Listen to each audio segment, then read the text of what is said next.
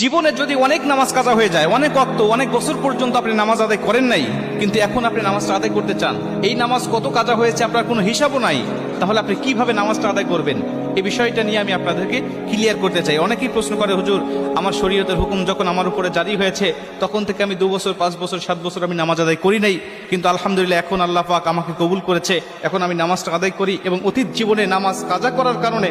আমার ভিতরে অনুশোচনা আসছে, হুজুর নামাজগুলো আমি আদায় করতে চাই, কেমনে করে নামাজ আদায় করব?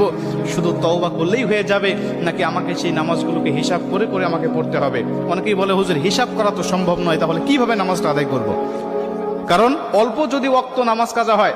যেমন আজকে আপনি 2 ওয়াক্ত নামাজ কাজা করেছেন, আসর এবং মাগরিবের নামাজ আপনি আদায় করেন নাই, এশার নামাজের সময় আপনার স্মরণ হয়েছে বা আপনি অবসর হয়েছেন, ব্যস্ততা আপনার কমেছে, আপনি এখন কাজা নামাজটা আদায় করবেন, হিসাব করে আপনি এশার নামাজের আগে আসরের নামাজের 4 রাকাত আপনি কাজা নামাজ আদায় করলেন, মাগরিবের 3 রাকাত করলেন, তারপর এশার নামাজের আদায়